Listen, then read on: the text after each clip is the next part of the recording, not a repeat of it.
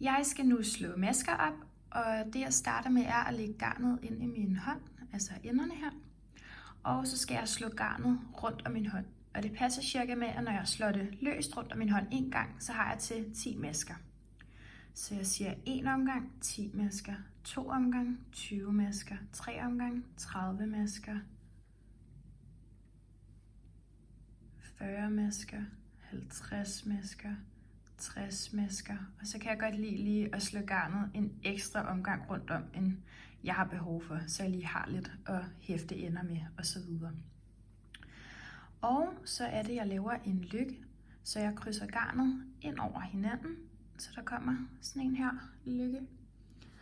Og så hiver jeg garnet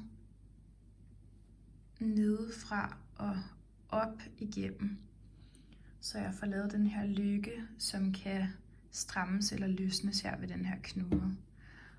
Og den sætter jeg på min pind. Sådan her. Og så strammer jeg altså bare til. Og det er vigtigt, at det garn, jeg har lagt til side, er i den bagerste del af maskeleddet, og det garn, der er til mine garnnøgler, er i den forreste del af maskeleddet. Og så begynder jeg at slå masker op. Jeg sætter garnet fra garnnøglerne i spænd ved min tommelfinger, og garnet, jeg har lagt til side, i spænd ved min pegefinger. Så starter jeg med at lave en løkke rundt om min tommelfinger. Man kan se, der kommer sådan en lille hul her. Og så går jeg nedefra og op igennem den løkke. Så skal jeg hen og fange den tråd, der sidder i spænd ved min pegefinger. Og så der går jeg fra højre ned om hen mod venstre. Og så går jeg oppefra og ned igennem løkken ved min tommelfinger. Og så har jeg slået maske op. Så nu har jeg 2 masker på pinden. Så det gør jeg igen. Laver en løkke, går nedefra op igennem løkken. Og så skal jeg gå fra højre nedenom hen mod venstre, og så oppefra og ned. Sådan her. Og sådan bliver jeg altid ved med at slå masker op, indtil jeg har det antal masker, jeg skal bruge. Nu har jeg fået slået alle mine masker op, og nu skal jeg strikke min første pind, hvor det er, at jeg skal placere mine maskemarkører. Og den første pind, der starter jeg med at strikke en kantmaske. Og den strikker jeg ret på alle pinde. Sådan der. Og fordi jeg er på vrangsiden lige nu, så skal jeg strikke vrangmasker. Så jeg starter med at strikke en maske vrang, som er mit forstykke, og så placerer jeg en maskemarkør. Så skal jeg strikke 4 masker vrang, som er min skulder. 1, 2, 3 og 4. Så skal jeg placere min maskemarkør. Og nu skal jeg strikke vrangmasker, som er mit bagstykke, og der strikker jeg det antal vrangmasker, der står i opskriften i den størrelse, man har valgt at strikke. Så det gør jeg bare indtil, at jeg er forbi det. Nu har jeg strikket det antal masker vrang, som der står i opskriften, at jeg skal gøre på mit bagstykke. Så nu placerer jeg en maskemarkør. Så strikker jeg 4 masker vrang nu, som er min skulder.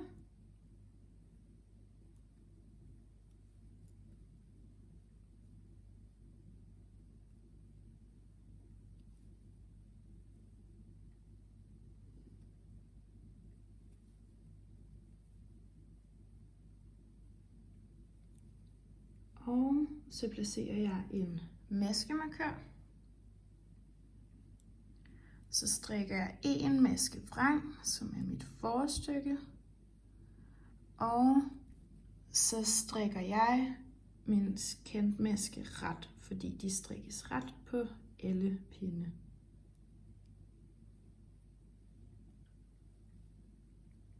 Sådan der. Og nu har jeg strikket min første etableringspind, hvor at jeg har fået placeret mine maskemarkører. Nu er jeg nået til step 2, og det er her, hvor jeg skal lave udtagninger. Jeg laver udtagninger af 2 omgange. Først laver jeg dem på forstykket og bagstykket, og så bagefter laver jeg det ved skuldrene, ærmerne. Og det gør jeg for at forme den her sadelskulderkonstruktion. Først vil jeg starte med at lave den første del af udtagningerne, og det er udtagningerne på forstykket og på bagstykket. Og her laver jeg udtagninger på hver pind. Så nu vil jeg starte med at vise, hvordan jeg strikker den første retpind med udtagninger. Jeg skal allerførst strikke min kantmaske. Den strikker jeg bare ret, fordi den strikkes ret på alle pinde. Så strikker jeg mit forstykkemaske. Sådan her. Helt almindelig ret. Nu kommer jeg til at skulle lave min første udtagning, og den skal jeg lave før min maskemarkør. Det er en løftet højrevendt udtagning, og når det er løftede udtagninger, så er det udtagningerne, man laver i de V'er, der ligger hernede under masken. Og man kan se, at den har et højre ben her, masken, og så har den et venstre ben her. Og fordi at det er en højre udtagning, jeg skal have, så er det det højre ben, jeg skal have fat i. Så jeg tager min pind og går bagfra ind igennem masken, sådan her. Og så sætter jeg bare masken op på pinden, sådan her. Og så strikker jeg masken helt almindeligt ret.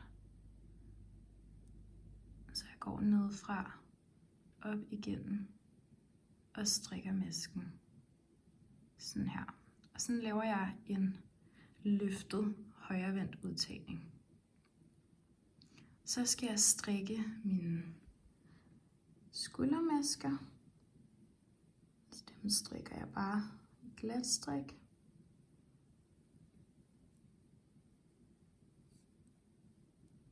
Og når jeg så kommer hen til den anden side af maskemarkøren, så skal jeg igen lave en udtagning. Og nu er det, jeg skal lave en løftet venstrevendt udtagning. Så der skal jeg igen ind og have fat i de her masker. Og det må ikke være de masker, man lige har strikket. Jeg har lige strikket dem her. Det er dem hernede, man skal have fat i, sådan så de bliver lavet på samme pind som de andre. Og vi har den højre, og vi har den venstre her. Så jeg går ned og fanger ikke den maske, jeg lige har strikket, men masken under. Og den skal jeg strikke helt almindeligt ret. Så jeg går faktisk bare ned og fanger den, som om det var en ret maske, og sætter den op på pinden, og så strikker jeg den helt almindeligt ret, sådan her. Nu skal jeg strikke alle mit bagstykkemasker, og dem strikker jeg bare i glat strik hele vejen hen til jeg når hen til den næste maskemarkør. Nu er jeg ved at være nået hen til min næste maskemarkør. Jeg har strikket mit bagstykke nu, og nu skal jeg igen lave en højre vendt udtagning ved første del af maskemarkøren. Så det vil sige, at jeg går ned i masken, der ligger her under, og får det højre ben løftet op på maskemarkøren. Inden maskemarkøren hedder det. Sådan her. Og strikker den helt almindeligt ret.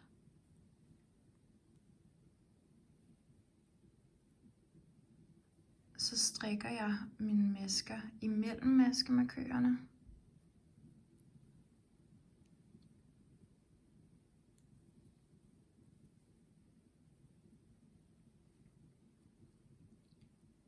Og så laver jeg en venstrevendt løftet udtagning, og der går jeg altså igennem, ikke den maske jeg lige har strikket, men masken under, og der tager jeg altså op på det venstre ben her, og strikker den helt almindeligt ret.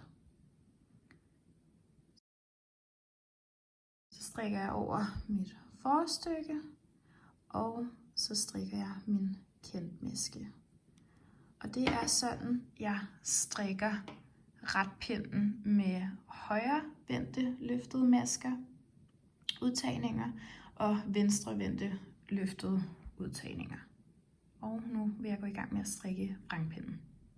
Nu vender jeg mit arbejde om og skal nu strikke min vrangpind. Og den strikkes på samme måde med undtagelse af, at det er løftede vrangmasker, i stedet for løftede højre og venstre masker. Men jeg starter altså med at strikke min kantmaske ret. Så strikker jeg hen til min maskemarkør. Jeg strikker i glat strik, så det vil sige ret på retsiden og vrang på vrangsiden. Nu skal jeg lave en løftet vrangudtagning, og der skal jeg have fat i de bobler, der ligger her. Så det vil sige, at jeg går ind og fanger vrangmasken, altså boblen her, og sætter den op på pinden, sådan der. Og så strikker jeg den helt almindelig vrang. Så strikker jeg videre over mine skuldermasker i vrang.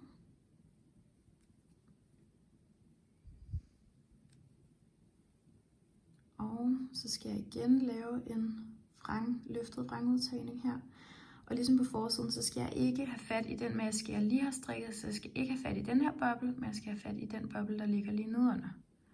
Så der går jeg altså bare lige ind og får fanget den og sætter den op på pinden. Og så strikker jeg den vrang.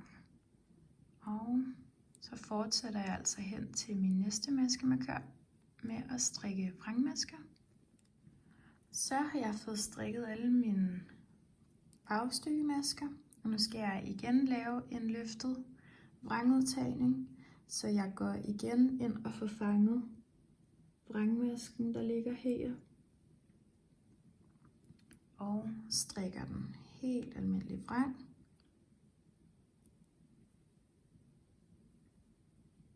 Så strikker jeg skuldermaskerne vrang.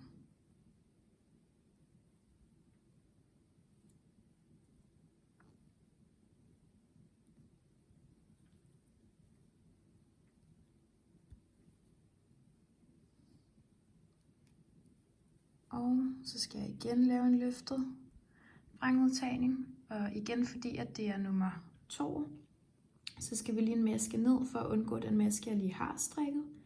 Så det er ikke den her boble, men det er den her boble, vi skal have fat i. Så der går jeg lige ind og fanger den, sådan der, og strikker den vrang. Så strikker jeg vrang over mit forstykke. Og så strikker jeg min kantmaske ret. Og det er de her 2 pinde, jeg gentager. Det antal gange, der står i opskriften, og på den måde bliver der altså lavet udtagninger på hver pind. På retsiden er det først løftede højrevendte udtagninger, og så bagefter løftede venstrevendte udtagninger. På vrangsiden er det løftede vrangudtagninger. Og det gentager jeg altså bare frem og tilbage. Nu har jeg fået lavet udtagninger med mit forstykke og mit bagstykke. Og nu skal det altså til at lave raglandudtagninger ved mine skuldre og ærmer. Og der laver jeg altså udtagninger på hver anden pind, og det vil sige hver ret pind. Så jeg starter med at strikke første ret pind, hvor jeg selvfølgelig strikker min kantmaskeret. Og så strikker jeg hele mit forstykke ret, det vil sige hen til min maskemarkør. Nu har jeg strikket forbi mit forstykke, og nu er jeg kommet til at skulle lave min første udtagning. Jeg flytter min maskemarkør hen på højre pind, fordi det er vigtigt, at min udtagning ligger efter maskemarkøren, altså inde på skulderstykket. Så skal jeg have fat i den lænke, der ligger hernede imellem de 2 masker. Sådan her. Og når det er, at det er en udtagning til venstre, så er det vigtigt, at jeg går ind i masken forfra med pinden. Sådan her. Så skal jeg strikke den drejet ret, og det gør jeg ved at tage min pind, og så går jeg oppefra og ned igennem maskeleddet. Sådan her. Og så henter jeg tråden rundt om og strikker den. Og sådan her. Så har jeg lavet en venstre udtagning, og det kan man se, fordi den hælder den her vej hen mod venstre. Så strikker jeg skuldermaskerne ret, altså de 4 masker, der ligger herinde i midten.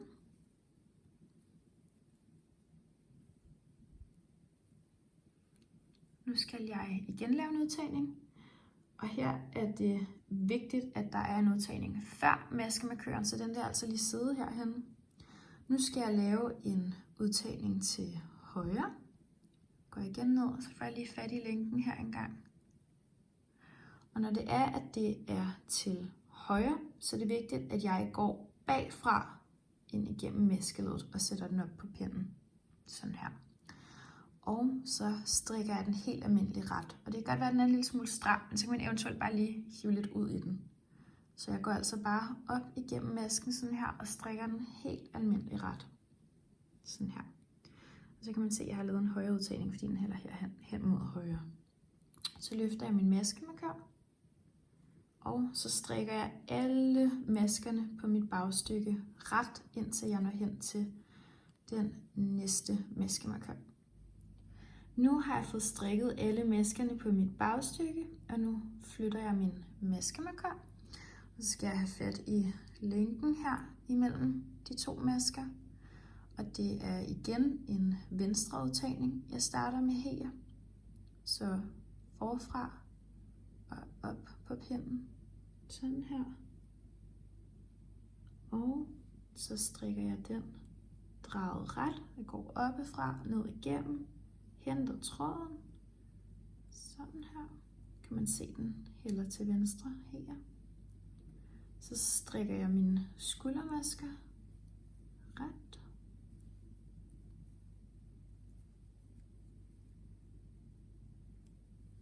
Og så er det, jeg laver en højre udtagning her. Så der sætter jeg den på bagfra. Sådan der. Og så strikker jeg den helt almindelig ret. Så har jeg fået lavet en venstre udtagning og en højre udtagning. Så strikker jeg hele mit forstykke ret.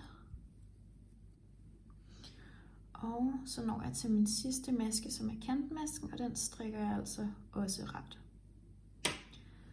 Så vender jeg mit arbejde om.